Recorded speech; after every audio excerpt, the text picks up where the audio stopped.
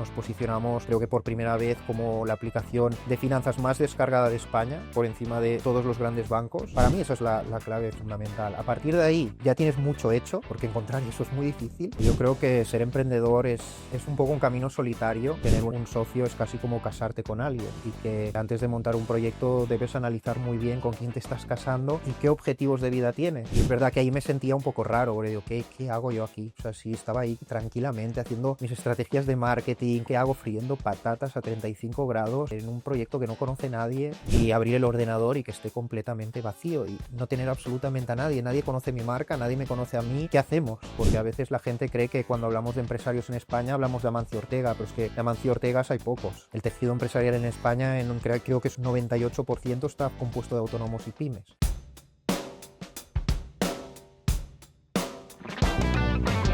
Muy buenas a todos y bienvenidos al nuevo episodio de No Surrender. Hoy tenemos a un invitado muy especial, Raimon Recudé. ¿Qué tal? Muy buenos días. Gracias por invitarme, muy bien. ¿Qué tal vosotros? Muy bien, gracias por venir hoy con nosotros a No Surrender. Raimon pues es todo un emprendedor que ha pasado desde el mundo de las fintech hasta el mundo de la gastronomía. Es cofundador de Deleito y luego entraremos más en detalle a tratar un poco tu evolución, cómo pasas de un lado a otro y qué ha supuesto para tu experiencia personal pues este emprendimiento.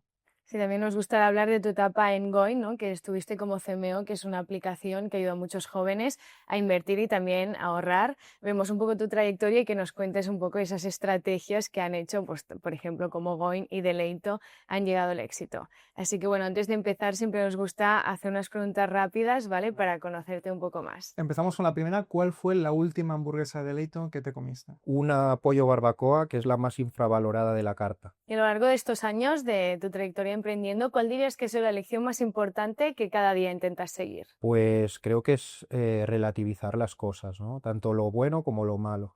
Es verdad que hay que celebrar los éxitos, pero quizá no volverse loco o creerse que uno se va a comer el mundo cuando las cosas van muy bien, y tampoco que vas a hundir la empresa cuando hay algo que te sale muy mal. Entonces, el tener esa estabilidad y relativizar esas cosas es lo que te permite mantenerte en la carrera del emprendimiento. Ray, has pasado por fintech, restauración y marketing. Si tuvieses que cambiar de sector, ¿cuál probarías? Wow, buena pregunta.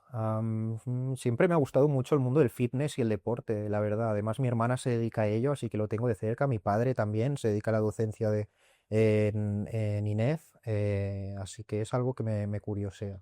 Empecemos por el principio. ¿Quién es Ray? Y cuéntanos un poco tu trayectoria hasta el día de hoy. Pues la verdad que ha sido una trayectoria, creo que aunque corta, porque tengo 31 años, bastante intensa, y de hecho a veces me siento como un poco más mayor de lo que soy.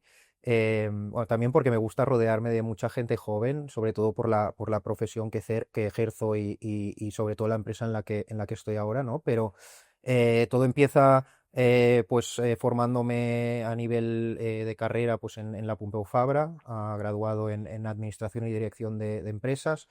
También estuve estudiando en paralelo Derecho en la Universidad Abierta de Cataluña, aunque luego no lo terminé porque emprendí mi primer proyecto. Y mi primera experiencia laboral pues fue en mequedo1.com, que era una e-commerce similar a lo que podría ser un Amazon a pequeña escala, aunque jugábamos mucho con ofertas flash de periodos limitados. Empecé ahí como becario y durante 3 años pues fue escalando en la compañía hasta pues tener posiciones de mayor responsabilidad como director de compras de algunas de estas categorías de producto, sobre todo categoría, aunque muy diferente, tecnológica, y luego categoría gourmet, donde allí también tuve mi primer contacto con el sector más de la gastronomía o en este caso del producto gourmet, más vitícola y demás. Y luego, después de estos 3 primeros años, pues bueno, ya me fui sintiendo un poco más preparado para emprender, que de hecho desde muy muy pequeñito pues siempre había sentido que para mí era como, bueno, no sé, más que un sueño, una vocación. Había nacido para emprender, quería pues explorar mis propias ideas y crear cosas desde cero. Y justamente pues me salió la oportunidad de montar un primer proyecto, que era una agencia de comunicación corporativa, se llamaba Mano, juntamente con otro socio, y desde la cual pues liderábamos las estrategias de comunicación de distintas empresas, tanto de grandes empresas como pequeñas empresas, y donde además cofundamos también un proyecto que era el Barcelona Startup Congress, donde intentábamos juntar a la gran corporación con la startup, donde pues habían muchos lazos y muchas conexiones y la verdad que acabamos haciendo tres ediciones y fue muy, muy bien. A partir de ahí vendí la compañía a mi socio, más que nada porque teníamos visiones diferentes acerca de la compañía y bueno, cuando eso ocurre, que quizás seguro que luego hablamos, ¿no? Pues quizá de saber elegir a socios, de errores, etcétera, pues el no tener quizá la misma visión que tu socio, pues puede conllevar pues salidas como la que yo tuve, pero bueno, acabé contento y a partir de ahí cofundé en el proyecto que estoy ahora, que es Deleito, conjuntamente al principio con Alberto, mi actual socio, cuando él salía del programa MasterChef, de uno de los programas más vistos de la historia porque se emitió durante el COVID, que la gente lo que hacía era cocinar y ver la tele, o sea, era la combinación perfecta, y que un año más tarde se añadiría Gerard, nuestro tercer socio, como director de operaciones. Así que, bueno, de hecho, iba a decir que entre la venta de la primera compañía y que confundamos Deleito, que es algo que recomiendo bastante, ¿no? Cuando confundas un proyecto, al menos así lo hice yo y me fue bien, lo estuve combinando con otros trabajos, quizá pues más, no diría tranquilos, porque eran bastante locos, pero al menos que te daban una seguridad financiera y más estabilidad, hasta que sentí, y realmente pasó, pues que Deleito ya me permitía pagar una nómina y ya era un proyecto pues más arraigado y con futuro. Entonces, esta primera etapa de Deleito fue casi el primer año y pico. Lo estuve combinando como director de marketing en un par de fintechs. Primero en Goin, una app de ahorro e inversión automática, conjuntamente con emprendedores brutales de este país, como David Riudor, que de hecho sigue estando él en el board de la compañía. Y posteriormente me ficharon de Shares, que es una aplicación también en este caso no de ahorro, sino de inversión automática, con sede en París y en Londres, y para la que estuve trabajando, pues eso, no llegó a medio año porque luego ya lo dejé todo para estar full time en Deleito. Ray, antes de emprender pasaste por diferentes trabajos, desde entrenador de fútbol hasta repartidor de sushi. ¿Cómo han marcado en tu carácter a la hora de emprender? Hostia, esto no sé cómo lo sabéis, ¿eh? La verdad que tenéis mucha info, pero no sé, la verdad que siento que nadie me puede reprochar nada, ¿no? Porque me lo he ganado, o sea, a pulso. Lo que tú decías, o sea, desde que tengo 14 años, que estoy trabajando, estudiando, intentando, no sé, conseguir también pues, un futuro y unas salidas en las que me sentía cómodo, en este caso dentro del emprendimiento, y intentando, pues, con esto, 14, 15, 16 años, pues ganarte un dinerillo para pues hacer otros proyectos o incluso para irte de vacaciones y que no te lo tengan que pagar tus padres. Entonces, en este sentido, cada etapa en la que he estado he aprendido muchísimo. De hecho, como entrenador de fútbol parece una tontería, pero justamente estuve muchísimos años, ya no solo como alumno, luego como decíais, como entrenador y ostras, el hecho de coordinar y de conllevar un poco toda la relación con un grupo de niños que hay de todo tipo de personalidades, para luego juntarlos en objetivos comunes, al menos a nivel deportivo, pero que también implican muchos valores más vitales, pues es algo por lo que tan joven, si empiezas, te empiezan ya, ¿no? a ayudar, en este caso, a cómo trabajar con equipos en un futuro. Y, y esto lo he ido haciendo y no se me han caído nunca los anillos. De hecho, yo pasé de estar en un despacho con un equipo brutal de gente en Goin o en Shares, por ejemplo, a irme luego a cuando cofundamos Deleito, a todo el primer verano en la Santa Market a 35 grados, que hace un calorazo terrible, friendo patatas con mi camiseta y mi gorra, con Alberto, ¿no? Y, y es verdad que ahí me sentía un poco raro, porque digo, ¿qué hago yo aquí? O sea, sí, estaba ahí tranquilamente haciendo mis estrategias de marketing con un equipazo de gente brutal, disfrutando del sector emprendedor, del sector tecnológico. ¿Qué hago friendo patatas a 35 grados en un proyecto que no conoce nadie? Pero desde el primer momento creímos muchísimo en la marca, en el producto y también decías, ¿para qué me sirvió? ¿No? Pues en este caso, en Deleito, pues para conocer el detalle desde lo primero que se hace en cocina hasta lo último más estratégico que se decide en oficinas.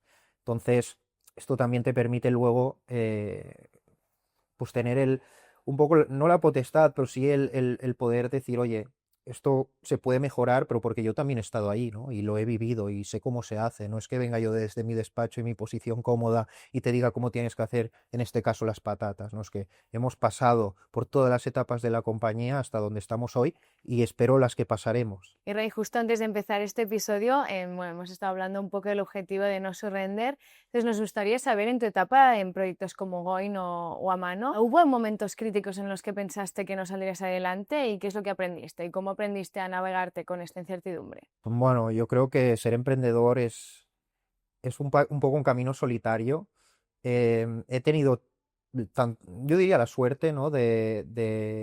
Tanto con quizás socios que no hemos acabado muy bien, pero ahora con socios que creemos en una misma visión, que nos complementamos muy bien, pues siempre de aprender de todos ellos y también de rodearme de gente que al final haga que este camino no sea tan solitario, ¿no? Y tan quizá en el que parece que incluso que sientes que tienes el síndrome del impostor, porque estás tomando decisiones que nunca antes has tomado y ni tan solo sabes si lo estás haciendo bien. Entonces, bueno, creo que, pues por ejemplo, en el caso de Amano, uno de los mayores errores y que al final pues me llevó a la salida de la compañía, en este caso pues a través de una venta, que oye, también me fue bien, ¿no? Pero no es como me hubiera gustado terminar esa aventura, eh, pero me llevó a aprender, pues eso, que al final, pues tener un socio es casi como casarte con alguien y que antes de montar un proyecto debes analizar muy bien con quién te estás casando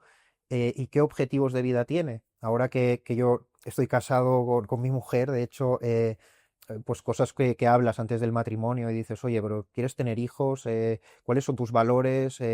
No sé, ¿quieres viajar por el mundo o quieres quedarte en casa, ¿no? Entonces, si esto no te lo preguntas y te casas y luego resulta que uno quiere tener hijos y otro que no, pues seguramente o acaba en divorcio o acabas mal, ¿no? Pues lo mismo con un socio empresarial. Es dónde quieres llevar esta compañía. ¿Quieres que esto sea un cohete y la llevemos hasta donde podamos o prefieres, oye, que sea un negocio mm, para ganarnos la vida y ir haciendo? Entonces, pues si ya difieres en eso, que quizá no me lo preguntaba antes de montar a mano, pues luego vienen los problemas. En el caso de Goin es distinto.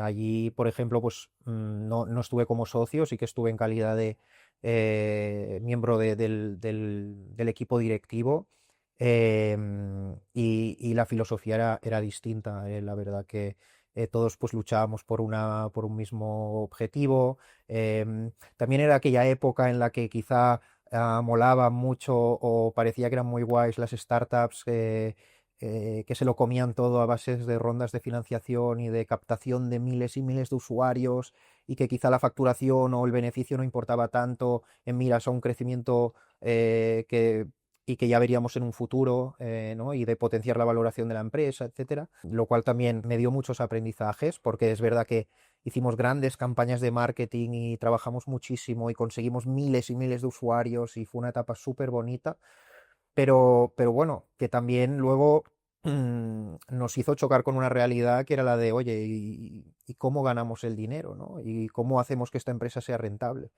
Otro aprendizaje que luego me llevé a Deleito, en la que a día de hoy pues lo que premiamos es precisamente eso, el que quizá no hace falta abrir 30 locales en 3 años, sino que a lo mejor abriendo 6 o 9, que es lo que ahora mismo estamos trabajando, de hecho ahora tenemos 6 y terminaremos el año con 9, eh, pues no es tan guay de cara a la galería, pero seguramente te permitirá estar muchos años en la empresa y te permitirá ser rentable porque estás controlando todos los números en cada unidad que abres. Ray, en una entrevista mencionaste que al lanzar tu primer proyecto empezaste con la bandeja de entrada totalmente vacía. ¿Cómo gestionaste ese vacío? ¿Cómo gestionaste ese momento de incertidumbre? Sí, es verdad, esto creo que salió en el diario Ara, que es una entrevista que no me gusta mucho como leer mis entrevistas ni nada, nunca las como vuelvo a ver, pero esa en concreto sí que la tengo guardada porque me hizo especial ilusión. porque justamente la titularon con esto que comentabas, ¿no? Cuando me teletransporto a ese momento me dan muchas sensaciones, me llenan sensaciones porque es algo que me marcó, o sea, es como el antes y el después, ¿no? El momento en el que estás pues trabajando en una empresa como en aquel momento me quedo uno, después de 3 años, con un equipo que casi ya es tu familia, que de hecho a día de hoy sigo manteniendo un montón de amigos del equipo, que empezamos a trabajar con 20, 21 años y que ahora con 31 pues hemos ido cada uno a la boda del otro y seguimos manteniendo muy buena relación. Y pasas de esto, ¿no? De esta estabilidad, esta tranquilidad, a no sé por qué, pero hay algo dentro que me dice que lo tengo que dejar y empezar de cero con mi propio proyecto. Y claro, pues es verdad, ¿no? Te preparas, lo que decía antes, pues hay una parte también en esa experiencia, pues que la combiné al principio con el mantenerme en la compañía, en me quedo uno para luego acabar emprendiendo y dejarlo todo. Pero cuando llega finalmente ese día, que lo recuerdo perfectamente, ¿no? En casa de mi socio, el estar acostumbrado a un volumen de trabajo de estos años, que ya tienes tus proveedores, tus clientes, tus movidas, ¿no? Y abrir el ordenador y que esté completamente vacío y no tener absolutamente a nadie. Nadie conoce mi marca, nadie me conoce a mí. ¿Qué hacemos? Entonces, bueno, como te decía, es algo que recuerdo mucho y que afronté primero con miedo. Soy una persona que me cuesta mucho también expresar mis sentimientos porque soy como bastante cerrado, pero que también a base de trabajarlo, pues puedo hablar más de ello ahora. Y lo primero, sin duda y sin vergüenza, es decir que uno puede tener miedo y que tiene también que saber canalizarlo. Y creo que también el apoyo familiar, el apoyo de los amigos y incluso de tus socios, que son muy importantes, pues tienen un valor fundamental en esta etapa. Pero luego, por supuesto, con motivación y con mucha ilusión, porque sin eso, pues ya no lo haces. O sea, si no tienes esa motivación, esa ilusión, que a veces lo digo, ¿no? Que acaba convirtiendo este emprendimiento o estas ganas de emprender en algo vocacional, pues apaga y vámonos, porque entonces no vas a poder afrontar eso, no vas a poder tirarlo adelante. A partir de ahí es ponerse a picar piedra hasta que una cosa te lleva a la otra, o una cosa te lleva a la otra y acabas pues montando una empresa que factura, que gana dinero y que tiene futuro. Y por otro lado, sí que podemos decir que Goin durante la pandemia llegó hasta superar en descargas a los bancos tradicionales. Entonces, en ese momento tú eras CMO. Cuéntanos un poco qué estrategias utilizasteis o cuáles crees que fueron las claves en este Ujú. crecimiento. La verdad es que esta etapa también la recuerdo como muy bonita porque para un director de marketing eh, todo era, o sea, era todo mágico, ¿no? Era eh, haz lo que tú quieras, confiamos en ti, te vamos a poner los recursos que quieras, vas a tener al equipo que quieras y vas a formar parte de un proyecto que a mí me encantaba, me motivaba y que no era más que ayudar a la gente joven, sobre todo, a poder ahorrar sin casi que se diera cuenta. Y en este sentido, pues sí, creé un equipo de marketing espectacular, de gente muy buena, fichada de otras empresas en las que eran expertos en distintas cosas. Éramos, creo que no sé si éramos 10 o 12 en el equipo de marketing. Teníamos un presupuesto divertido, que para un director de marketing, cuando se le da gasolina y te permiten hacer cosas y explorar también tu creatividad, pues creo que es lo que más te llena y lo más divertido y donde realmente puedes explotar como Total. profesional. Y aparte de esto, pues me dieron las alas para poder, lo que decías, ¿no? Fijar o trabajar estrategias de marketing para un objetivo muy claro, que era captar nuevos usuarios y retenerlos dentro de la aplicación. Entonces, sí, la verdad es que hicimos muchísimas cosas. Eh, una de ellas creo que fue ligarnos muy bien a ciertos creadores de contenido que ayudaban a transmitir un poco la filosofía de la compañía y en este caso de la aplicación y toda su utilidad a los públicos que nosotros necesitábamos.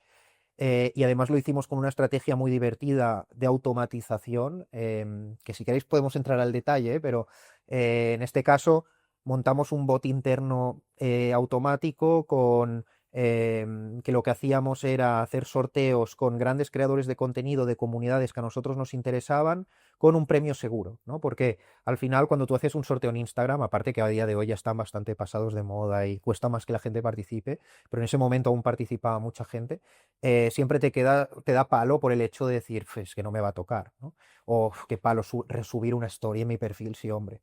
Pero en cambio, si tú haces que en este sorteo te den un premio asegurado y encima es económico, lo haces 100% seguro. Entonces lo que decíamos es, síguenos en Instagram, descárgate la app y mándanos la palabra clave, no sé, me invento, Going, por DM y recibirás un premio seguro.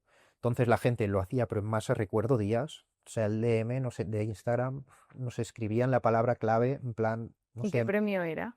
era aleatorio. Nosotros montábamos unos Excels aleatorios donde podíamos de alguna manera controlar el coste de adquisición de usuario, porque sí que es verdad pues que a mucha gente le dábamos 30 céntimos, pero quizá a otros le dábamos 10 euros, a otros 1 euro, a otros 5 euros. Controlábamos muy bien el coste de adquisición, un coste de adquisición que bajaba muchísimo respecto a las inversiones que se habían estado haciendo en televisión o en medios de comunicación o en Google AdWords o en Facebook Ads, en este caso TikTok que empezábamos en aquel momento.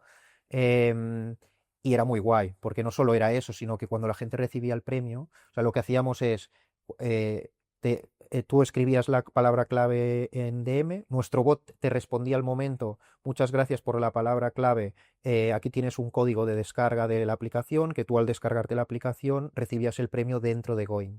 Entonces ganábamos usuarios por un tubo. Si luego esto lo acompañabas de un buen programa de fidelización, que trabajábamos muy bien por CRM, más luego toda la imagen de marca, creadores de contenido, campañas creativas que hacían que no solo fueras un usuario, sino casi un fan de la aplicación, todo ello junto, pues nos hizo, ahora no recuerdo números, pero yo creo que cuando entré debíamos tener 30 o 40.000 usuarios activos y a los 6-7 meses superamos los 120.000, que es cuando lo que tú decías, ¿no? Nos posicionamos, creo que por primera vez, como la aplicación de finanzas más descargada de España, por encima de todos los grandes bancos, y la segunda más descargada a nivel genérico de todas las aplicaciones de España durante, no sé si fueron un par de semanas. Escalar un producto digital a día de hoy, sobre todo en los sectores tan complejos, tan competitivos como son las fintech, me imagino que es muy complejo. Ujú. Bajo tu experiencia, ¿cuál crees que es, digamos, el elemento a tener en cuenta en un producto para que pueda destacar y sobrevivir en el mercado? Si hablamos del sector fintech o quizá más tecnológico, yo creo que al final es aportarle un valor real al usuario, ¿no? He visto a muchas fintechs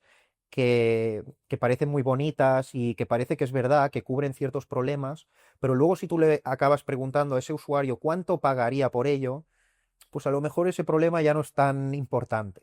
Entonces, esa de hecho fue una de las cosas por las que trabajamos muchísimo en su momento en Going y que también, pues dentro del mercado veíamos a muchas aplicaciones morir. Tuvimos muchísimos casos, incluso opciones de compra de otras aplicaciones que estaban a punto de la quiebra, etcétera, porque si bien habían ganado muchísimos, muchísimos usuarios, a la hora de monetizarlos no lo habían conseguido nunca, porque ese valor que aportaban a la persona, pues al final no, no era el suficiente como para que alguien desembolsara una cantidad de dinero. Entonces, creo que lo primero que se debe preguntar a alguien para luego poderlo escalar a nivel de marca y realmente generar una monetización es si ese valor o ese problema que estás resolviendo al usuario es un problema real y por el cual el usuario está dispuesto a pagar. Para mí esa es la clave fundamental. A partir de ahí ya tienes mucho hecho, porque encontrar eso es muy difícil. Pero una vez lo tienes, si sabes tocar las palancas concretas y correctas, dependiendo un poco de si tu producto es B2C o B2B, que cambia bastante, ¿no? Pues oye, puedes tener una fórmula al menos candidata a llegar al éxito. Y centrándonos un poco más en el ecosistema emprendedor, ¿cuáles crees que son los principales retos para emprender en España? Hay miles. De hecho, antes te decía, ¿no? Que para mí emprender es una vocación. Eh, Antes o durante mi vida he escuchado, ¿no? Que, no sé, es que ser periodista es vocacional, ¿eh? En mi caso, pues mi mujer ha sido periodista muchos años y veías largas jornadas ahí con la cámara, redactando mil cosas, cobrando muy poco, que para llegar a una posición donde te sientas un poco recompensado en el mundo del periodismo y más ahora como está España es muy difícil. O no sé, o el tema del profesorado, estás para ser docente tienes que ser de vocación, ¿no? Porque no te vas a hacer nunca rico con eso. Pero es que para mí a día de hoy ser emprendedor es una vocación, porque es que nadie, absolutamente nadie te pone ningún tipo de facilidad. Pero ya no te digo, es que no hablo ni de facilidades, sino simplemente que te dejen tranquilo, ¿no?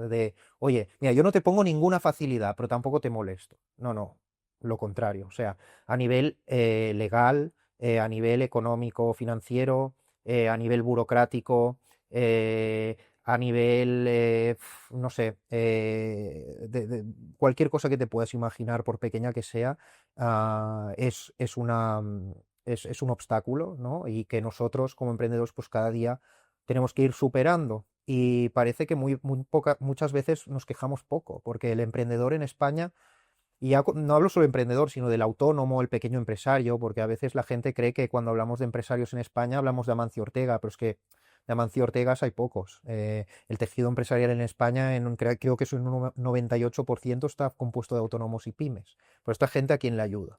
Entonces, bueno, lo que te decía, ¿no? Es que o sea, todo es muy difícil.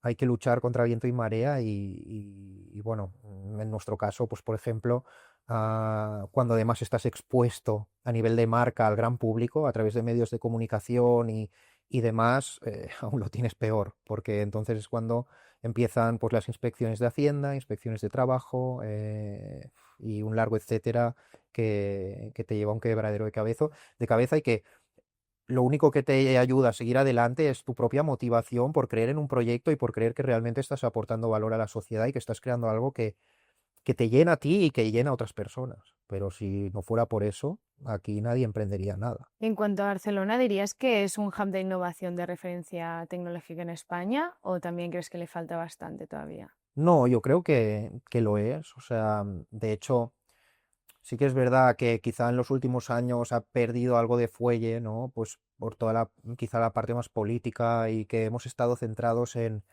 discutirnos entre nosotros mismos más que luchar para que, en este caso, Barcelona sea una capital mundial, ya no solo a nivel tecnológico, sino a todos los niveles. Pero bueno, creo que estamos recuperando también el rumbo. Incluso otras ciudades de España se han sumado al carro. Madrid ha pillado la directa, por supuesto, pero hay ciudades como Málaga, por ejemplo, Valencia, que lo están haciendo muy bien. Pero en el caso de Barcelona hay que estar orgulloso, ¿no? Y creo que justamente el sector innovador y tecnológico es algo que hemos sabido hacer bien. Hay hubs muy importantes de todo tipo, farmacéutico, de ciencias, no sé, el centro de supercomputacional, no sé, un montón de cosas que hemos construido y que atraen a talento internacional. Somos una ciudad súper cosmopolita y de la cual tenemos que también pues, ser un altavoz al mundo y apoyar para que esto siga adelante. Ahora, creo que es una colaboración público-privada, otra vez, ¿no? Los empresarios podemos tirar del carro, pero si no hay un apoyo público que entienda las necesidades de las empresas desde la educación, desde la parte impositiva, desde la parte burocrática, esto es totalmente imposible. Hablemos ahora un poco más sobre Deleito. Empezasteis el negocio en la época de la fiebre de las hamburguesas gourmet. ¿Qué queríais cambiar? ¿Qué queríais innovar en relación a la hamburguesería tradicional y cómo lo planteasteis? Lo que teníamos claro desde el principio es que queríamos un producto que fuera escalable, por lo tanto, operacionalmente fácil de cocinar, pero que por otro lado fuera, en cierto modo, diferenciable de la competencia o de la potencial competencia. Aquí es cuando damos con la hamburguesa, un producto que está, como decías, pues en pleno auge hace 5 años, que es cuando empezamos a pensar en Deleito, aunque no lo acabamos fundando hasta unos meses más tarde y demás, pero nos dimos cuenta que justamente la hamburguesa cumplía con estas dos características. Por un lado era fácil, además un producto ganador, porque es ganador en delivery, es ganador en restaurante y es ganador justamente en una de las que ahora forma parte, bueno, es uno de los departamentos más grandes de nuestra compañía, que es eventos, ¿no? Grandes festivales, etcétera. Pero que por otro lado podíamos aún diferenciar. Nos dimos cuenta que si nuestra visión era hacer una gran cadena de restauración organizada del sector hamburguesa, lo que había pues se parecía mucho a la gran cadena de restauración americana en cuanto a hamburguesas, ¿no? Un producto pues muy estándar, muy enfocado pues a la smash burger además. Pues, no sé, yo me imaginaba pues la típica hamburguesa de smash burger con cheddar, con bacon y si quieres un pollo rebozado con lechuga, tomate y salsa, ¿no? Era un poco el estándar. Y dijimos, oye, ¿por qué no le damos una vuelta? Encontramos recetas que podamos transformar en las gastronomías que más nos gusten como usuarios de restaurantes, ¿no? Porque a nosotros nos gusta y nos sigue gustando ir a comer fuera muchísimo, y lo hacemos de una manera que podamos aplicarle este punto un poco más mediterráneo o más elaborado en este caso, a la hamburguesa. Y así lo hicimos desde el principio, y es lo que nos diferencia actualmente del mercado y lo que pienso que nos ha hecho también destacar y crecer estos últimos 3 años. Creo que el bestseller de nuestra carta así lo transmite, que es la carbonara, ¿no? No deja de ser pues la mejor salsa carbonara que nosotros nos imaginamos que podemos tomar en un italiano, donde en nuestro caso pues nos llegan piezas así de guanciale al obrador y nuestro equipo de producción corta cada mañana, lo envasa al vacío y luego lo transportamos al resto de locales. Pues todo esto trasladado al formato burger, que además no es una smash burger al uso, sino que pensamos que nuestra carne es bastante buena y que por lo tanto smashearla y dejarla crujiente le hace perder para el realmente fanático de la carne, ese es el que pueda saborear, ¿no? El sabor de un poco de esa carne cruda que queda por dentro. Entonces, a nosotros nos gusta llamarle semi-smash, por ponerle un nombre, pero no es más que smashear un poco la burger por los lados, que te queda esa parte crujiente, pero sí que con un poco más de gramaje dejarle el centro rosadito para que quede perfecto. Eso mezclado con la carbonara en este caso, con otro tipo de recetas, pato pequín, carrillera deshilachada. Por supuesto, también tenemos la hamburguesa americana, que forma parte también de un tipo de gastronomía, pues forma un poco nuestra idea a nivel de producto que nos iba a llevar a hacer algo diferente. Justo ahora lo comentabas, pero apostar por un modelo de delivery con una estética y narrativa de alta cocina no es nada fácil. ¿Cuáles fueron, Ray, los mayores retos logísticos y operativos que te encontraste para sostenerte en tu propuesta? Sí, no fue fácil. Es verdad que, como decía, sí que teníamos pensado, aunque empezamos el primer proyecto nos gusta llamarle también MVP, todos son palabrejas así como que te hacen quedar un poco más guay, pero en realidad no es más que un prototipo. Nosotros fuimos, o sea, la primera vez que abrimos Deleito fue, como creo que lo he dicho antes, en la Santa Market, un market de la Costa Brava, 5 burgers y una marca con un Instagram abierto, que proyectaban muy bien nuestra visión, pero que no dejaban de ser un testeo de lo que iba a ser Deleito. Y precisamente en esta primera base, nosotros ya nos imaginábamos o ya pensábamos en la marca y en el producto como algo que fuera escalable, que fuera en este caso también probable, bueno, que nos fuera a funcionar para el delivery. Con lo cual, sí que es verdad que ha evolucionado mucho el producto, pero ha mantenido un poco la misma base o la misma esencia que nosotros pensábamos aquel día. Fue durante el primer año de la compañía que dimos el salto desde este chiringuito de playa, podríamos decir, a realmente un primer restaurante en la calle Sagués, aquí al lado de vuestras oficinas, cuando entra en juego una tercera pata que para nosotros es igual de importante que la de producto y marca, ¿no? Es también cuando entra nuestro tercer socio, que es Gerard Moreno, y son las operaciones. Él entra como director de operaciones y socio y quien se encarga de desarrollar, pues yo diría que es quizá la rama menos sexy de la compañía, pero la más necesaria muchas veces para que todo funcione. Porque al final, oye, tú puedes tener la marca de Leito muy guay, el producto espectacular, pero si te llega a casa frío, mal, y encima cuando te llega es horroroso y no cumple absolutamente con nada que tenga que ver con la experiencia que nosotros queremos transmitir en Deleito, pues de nada sirve todo lo que has hecho. Entonces, retos, respondiendo a la pregunta, nos hemos encontrado muchos que justamente liderados por Gerard los hemos ido solventando, pero no es más que todo responde a lo mismo, ¿no? Que es cómo puedo escalar algo, cómo puedo seguir ofreciendo la misma esencia y el mismo sabor en mis productos en cualquier sitio, que puede estar a kilómetros alejado uno de otro, ¿no? Abriendo nuevos locales, yendo a nuevos festivales, eh, sin, eh, bueno, sin al final perder esta esencia, ¿no? ¿Cómo lo puedo hacer? Y es pues aplicando tecnología, aplicando procesos, aplicando buenas formaciones, haciendo constantemente buenas contrataciones y también buenos despidos, porque a veces tan rápido contratas, tan rápido tienes que despedir, ¿no? Y todo esto no es fácil y justamente pues ahí nos hemos encontrado de todo. Es verdad que hemos ido aprendiendo sobre la marcha. El local que nosotros hicimos en Sagues a finales del 22, ahora vemos el que estamos acabando, que ahora abrimos. De hecho, creo que cuando emitamos este vídeo ya estará abierto el local de Sabadell, pues uno del otro difieren muchísimo en cuanto a tecnología, en cuanto a mejoras de marca, experiencia audiovisual del espacio, tratamiento y disposición de la cocina. O sea, ha habido una evolución brutal y la curva de aprendizaje es espectacular. Pero bueno, también esto, luego vuelves atrás, corriges cosas y este aprendizaje es el que también te va permitiendo cada día ser mejor y que tus locales pues cada vez vayan siendo mejor. Ojalá lo hubiéramos sabido hacer perfecto desde el principio. Ahora, si montara otra empresa de restauración, los locales pues serían como como creo que deben ser desde el inicio, pero también es verdad que luchamos contra la inexperiencia que teníamos en 2021-2022 y que en 3 4 años pues nos ha permitido aprender muchísimo y llevado a hacer cosas pues a un nivel que quizá hace 3 4 años no había ni punto de comparación. Y antes has comentado que teníais muy claro que queríais emprender en el sector de la gastronomía, concretamente con las hamburguesas. Ahora que ya estás dentro, ¿crees que es una buena opción para emprender? ¿O justamente es lo contrario, que es una selva donde la reinvención, ¿no?, y la innovación es la única salida? A ver, creo que ningún sector es fácil, porque yo te diré que el nuestro no es fácil y te diría no montes nunca un restaurante y menos una cadena. Eh, pero bueno, luego hablo con un montón de compañeros que están en otros sectores y cada uno tiene su qué. Entonces, al final es que el proyecto y la idea te motiven, que tengas un equipo que te complemente y una visión clara a la que todos puedan ir a una. Eh, una vez teniendo claro esto, por supuesto, el sector de la restauración en este caso es complicado. También digo que si volviera a emprender, seguramente emprender dentro del sector de la restauración, pues creo que me volvería a tirar otra vez.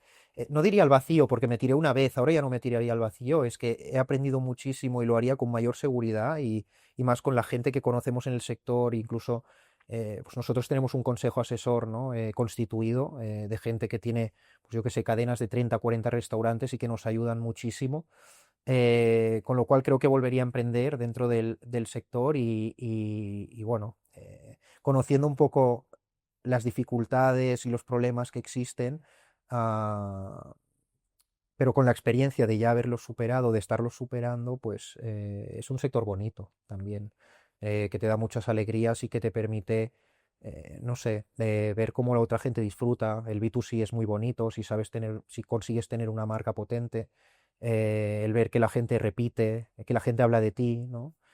Eso también, no sé, es algo que me llena y que me hace seguir y que me motiva cada día a seguir trabajando y mejorando más, porque también pues lo sientes. Y en este sentido, pues seguramente el sector de los aires acondicionados está muy bien, pero eso seguro que no lo viven igual. El branding de Deleito transmite una serie de emociones, toda una experiencia. ¿Cómo creas una marca desde cero, sobre todo en un contexto de un ámbito de negocio tan saturado como es el de las hamburgueserías? Pues bueno, al igual que el producto, que hicimos un poco, toda esta pensada para intentar que lo que íbamos a ofrecer fuera diferente y pudiera tener un valor añadido, lo mismo intentamos pensar y trabajar con la marca.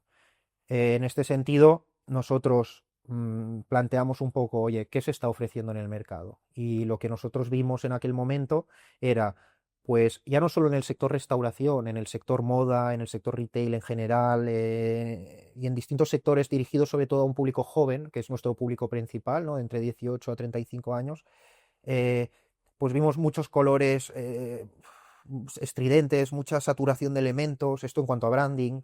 eh, Luego, en cuanto a tono o en cuanto a manera de dirigirse al público, pues parece que para hablarle a la gente joven tienes que ser, hacerte el guay o ser un poco pícaro, un poco, pues, ostras, ¿y por qué no nos desmarcamos un poco de esto y vamos a tocarles la parte más emocional o la parte un poco más familiar? Yo estoy convencido que la gente joven no todo el día quiere estar, no sé, bebiéndose copas en festivales y haciendo, no sé, y haciendo cosas.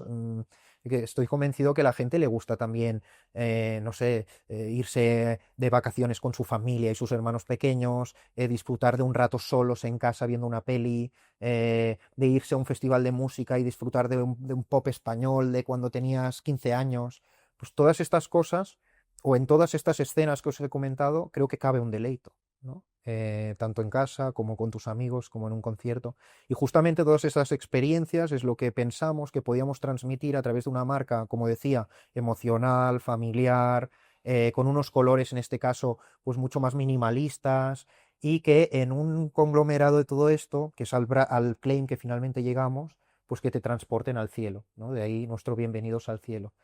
Y justamente eso es, en resumen, lo que pensamos que podía tener un valor diferencial y que podía aportar muchísimo al producto que estábamos construyendo y que en combinación, pues eran en este caso, un equipo ganador dentro de un mercado que, como decías antes, ¿no? Que está muy saturado de competidores y que cuando decíamos que íbamos a montar una hamburguesería nos llamaban locos. Y nos siguieron llamando locos mucho tiempo y siguen aún, porque cuando dijimos que lo íbamos a montar, estábamos locos. Cuando dijimos que íbamos a levantar capital para abrir en Barcelona, estábamos también locos. Que cuando dijimos que en Barcelona nos había ido bien y que íbamos a montar más restaurantes por alrededor de Cataluña, también estábamos locos. Y ahora que queremos expandirnos a nivel nacional, incluso internacional, pues también, ¿no?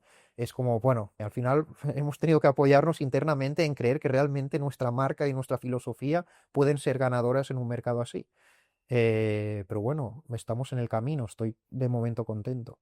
Andrea, has comentado que del primer local que abristeis al que abriréis ahora en Sabadell hay mucha diferencia. Entonces, a mí me gustaría saber cuál fue el mayor no que dijiste en cuanto a proceso creativo que te hizo mantenerte fiel al concepto que tenías al inicio en mente. O sea, creo que para lo bueno y para lo malo nosotros nos apoyamos muchísimo, sobre todo en el departamento de marketing. Es verdad que en toda la empresa en general, pero en el departamento de marketing en concreto, en gente joven. Y cuanto más joven, mejor, porque ahora, a ver, yo me considero joven, tengo 31 años, pero también me doy cuenta que ficho a gente de 21 o 22 y te rompen la cabeza, ¿no? Con cosas nuevas que digo, ojo, es que 10 años de diferencia y ya hay cosas frescas, ya hay cosas que yo no he sabido ver, ¿no? Y digo que es para lo bueno y para lo malo, porque esta es la parte buena, ¿no? La que te ayuda a ser cada día pues, mejor en cuanto a creatividad, en cuanto a tendencias, etcétera. Pero también quizá en cuanto a lo malo, porque quizá esa inexperiencia o el estar a veces un poco contaminado por las grandes marcas del mercado que lo están haciendo muy bien, pues te desvía un poco otra vez hacia el camino que a mí no me gusta, que es lo que te sale fácil, el ser guay, el ser irónico,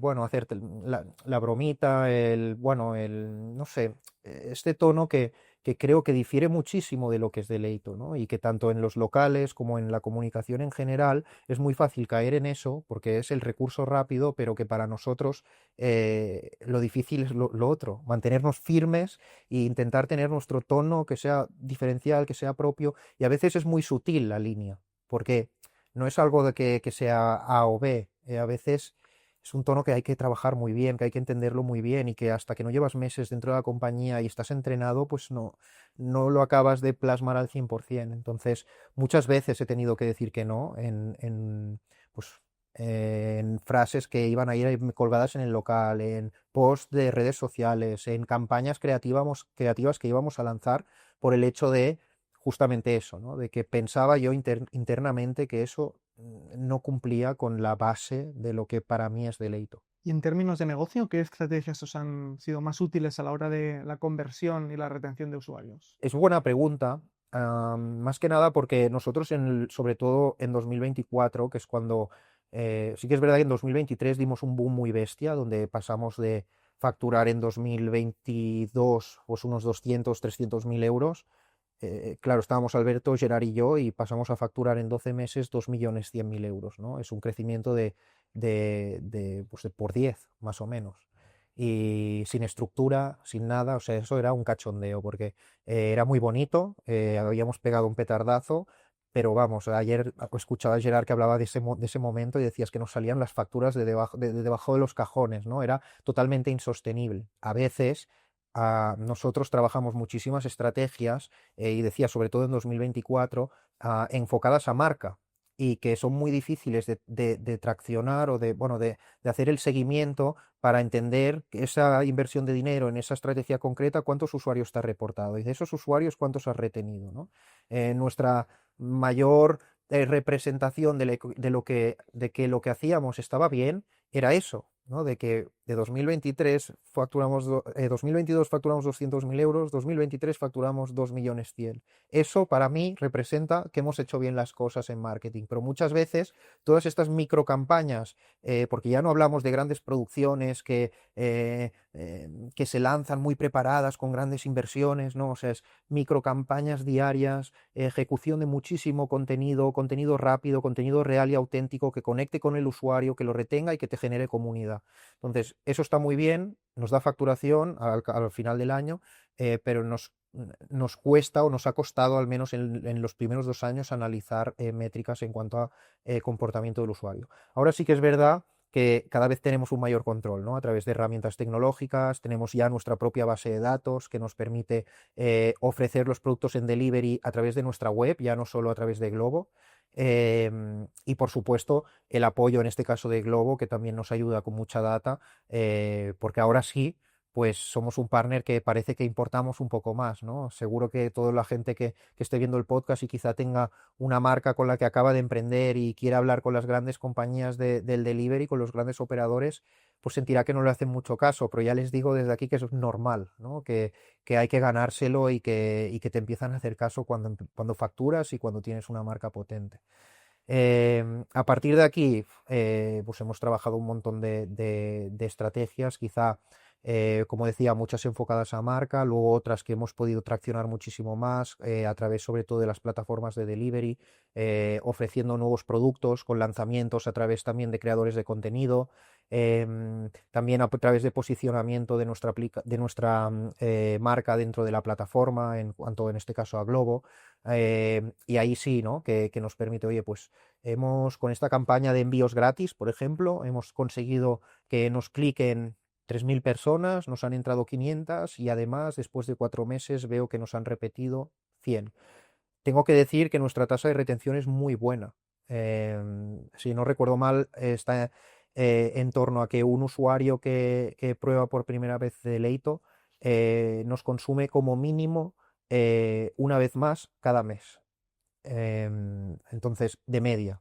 Es verdad que hay mucha gente que nos consume mucho más y otra que por supuesto y por desgracia pues deja de consumir. No podemos gustarle a todo el mundo, pero nuestra tasa de retención es muy buena y también nos hace confiar mucho no solo en la marca, sino también en el producto. Mm, También quiero añadir, es peligroso a veces invertir mucho en marca, porque si luego no tienes buenas operaciones y buen producto, pecas de tener seguramente una gran comunidad de fans y de followers, pero más allá de eso no te compra nadie, ¿no? Entonces, está muy bien tener una comunidad y un Instagram y un TikTok viral, pero si eso luego no lo consigues traducir en ventas, no tiene ningún sentido. Y como nos has comentado, ¿cuál fue la estrategia que os hizo destacar en plena pandemia? Pasando a Deleito, ¿cuál dirías que ha sido el canal o la táctica menos obvia pero más efectiva que habéis descubierto para fidelizar a los clientes? A ver, es que yo no te podría destacar una en concreto, porque creo que el éxito de Deleito ha sido el tener una estrategia muy bien pensada y que toca, diría de forma capilar, ¿no? Muchos pequeños canales y que hacen que el usuario eh, reciba ya no uno, sino 2 o 3 impactos de la marca Deleito, luego lo consuma y luego además le guste el producto. Entonces, dentro de la parte de marketing, creo que esta estrategia de capilarización ha sido fundamental. El hecho de hacer contenido recurrente y viral en redes como TikTok o Instagram, además creativo, original. Luego, haber sabido usar muy bien una gran cantidad de creadores de contenido que hemos asociado a nuestra marca. De hecho, a día de hoy seguimos colaborando con entre 80 y 100 creadores de contenido mensualmente. Más luego, toda la estrategia que hemos llevado en canales de delivery, más campañas quizá más street, que hemos salido a la calle pues de cartelería o incluso la propia pegatina que te encuentras en el rider que va de Globo, ¿no? Eso yo creo que nos ha llevado a un punto en el que una persona que viva en Barcelona es imposible que no haya visto Deleito alguna vez en su vida. Ya no digo que lo hayamos convencer para que lo hayamos llegado a convencer para que nos consuma, ¿no? Pero al menos conocer la marca nos conoce. Ahora sí, nuestro objetivo y nuestro esfuerzo debe ser eso, ¿no? Que todo el mundo al menos nos pruebe una vez para luego convencerle con nuestro producto y nuestras operaciones. Entonces, para resumir, en general, diría que justamente esta estrategia quizá más 360 que además acabamos plasmando incluso en los propios locales, con una estrategia pues, de local minimalista, neutro, un poquito industrial, que inspira mucha limpieza, con elementos audiovisuales muy chulos, que con una manera de tratar al cliente, por una parte muy tecnológica, pero que también implica una parte humana, que además creo que el producto gana muchísimo cuando te lo servimos en una mesa recién hecho. Pues todo eso ha sido clave para el crecimiento y la consolidación de Deleito, al menos en Cataluña, y empezamos a notarlo en España, que aunque no estemos, nos gusta ver que cuando vamos a Madrid, pues nos paran por la calle, porque a mí no me para nadie, ¿no? Pero voy con Alberto, que es un poco la marca, la cara a nivel redes sociales, ¿no? Y, que te paren por la calle en Madrid y te digan, ¿cuándo vas a abrir Deleito en Madrid? ¿No? Y no lo digo en plan por decir y tal, no, es que te juro que la última vez que fuimos, hace poquito, que tuvimos un concierto por la noche y y salimos luego a hacer unas copas, no sé, es que nos pararon un montón de gente y esto también dices, guau, es que el poder de las redes sociales hasta dónde te lleva, porque, porque es que nosotros hemos hecho marketing para Cataluña, que es donde íbamos a aterrizar, pero es que resulta que el resto de España también nos empieza a conocer. Y ahora sí, siempre para ir finalizando el podcast nos gusta un poco ir a la parte de consejos, ¿vale? Ujú. Entonces, bajo tu experiencia, para todos aquellos que estén pensando en emprender pero no se atreven a dar el paso, ¿qué consejo les darías? Por experiencia propia, alguien que esté pensando en emprender, le diría, y ya lo hemos ido explicando un poco en el podcast, ¿no? Pero lo primero es que busque unos compañeros de viaje correctos, y eso no es obvio, es algo que hay que, no sé, a veces dicen que cuando vas a buscar novio o novia nunca lo encuentras, sino que te vienes solo, ¿no? Y puede ser verdad, porque la verdad es que mis dos emprendimientos han sido así, ¿no? Ha sido algo orgánico, no que yo fuera buscando por ahí con un Tinder de emprendedores a ver quién quería emprender conmigo, pero sí que creo que es importante hacer ese match real de entender cuál es la visión de la compañía, de si ese socio es complementario a ti y no sustituye tus funciones, donde podría quizá haber un enfrentamiento en un futuro, y alguien que realmente te aporte valor a ti y al negocio. A partir de ahí, creo que a nivel personal algo que me ha gustado mucho o que me ha servido mucho es el hecho de estar, que no soy el mejor ejemplo de verdad, pero lo intento trabajar, es estar mentalmente preparado. No soy nada fan de estos mensajes que circulan por redes de Crypto Bros que te hablan de levantarte a las 4 de la mañana porque el gran empresario de este país tiene que tirar adelante mientras los otros duermen. Y que tienes que si tu competencia trabaja 12 horas, tú tienes que trabajar 14. Para mí esto es totalmente falso. Justamente creo que un buen equilibrio en tu vida con el trabajo, con la familia, con los amigos, con el ocio sano, con el deporte, la alimentación es muy importante. Es algo que de verdad, hace que cuando realmente vayas a trabajar lo hagas mejor, seas mucho más eficiente, mucho más sano en tus relaciones humanas a la hora de trabajar y de hacer clientes y proveedores. Y que a mí, de verdad, y creo que también a mis socios, les sirve muchísimo para pues, seguir luchando, porque no es fácil. Y ya para ir terminando, siguiendo el hilo que comentabas, ¿no? Sobre el equilibrio, que otras veces también en otras entrevistas lo comentabas, ¿cómo consigues conciliar entre la parte laboral, profesional y la vida personal? Bueno, es difícil, no es fácil, por supuesto. Claro que lo fácil es pues quedarme todo el día trabajando en la oficina y no salir de ahí, porque al final trabajo no te falta. O sea, trabajas para ti mismo y quiero decir, si yo sigo respondiendo emails, puedo tirarme hasta la 1 de madrugada cada día, pero creo que hay que saber poner límites y que seguramente, pues si hoy te vas un poco antes, a las 7, ¿no? Y puedes estar un rato con tus amigos tomándote una cerveza y irte a dormir pronto, y mañana por la mañana, al menos a mí intento hacerlo, pues irte a las 7 8 de la mañana al gimnasio y llegar a la oficina y otra vez, pues vuelves a trabajar de 9 a 7. Obviamente, yo como emprendedor hay días o semanas o proyectos concretos que vas a tener que darlo todo y desgastarte al máximo, pero siempre que sean proyectos que tengan un inicio y un fin. Pero si entras en esta rueda de no acabar nunca, que a mí me ha pasado en algunas etapas, al menos a mí, o sea, yo he salido bastante perjudicado a nivel mental, ¿no? A nivel de salud. Entonces, el poner límites, el un poco dejar fluir las cosas, obligarte mucho a hacer deporte, que quizá para el que no lo haga al principio es lo más difícil, pero una vez estás en el ruedo ya es más fácil. y el tener una rutina. Creo que son cosas clave que pueden ayudar. Pues Ray, hasta aquí el episodio de hoy, la verdad que ha sido muy interesante. Bueno, agradecerte por habernos contado, ¿no?, con tanta honestidad, no solo tu trayectoria, sino pues tus obstáculos y aprendizajes, ¿no?, y estrategias que has ido aprendiendo durante todos estos años. Así que muchas gracias. No, gracias por invitarme. Gracias, Ray. Sobre todo yo me quedo con el mensaje de construir marcas con alma, que es al final lo que se fundamenta de Leito. Y espero que a todos nuestros oyentes les haya gustado mucho el episodio y te agradecemos mucho que hayas estado hoy con nosotros en Outsurrender. Así que nos vemos en el próximo episodio dentro de 2 semanas. Muchas gracias.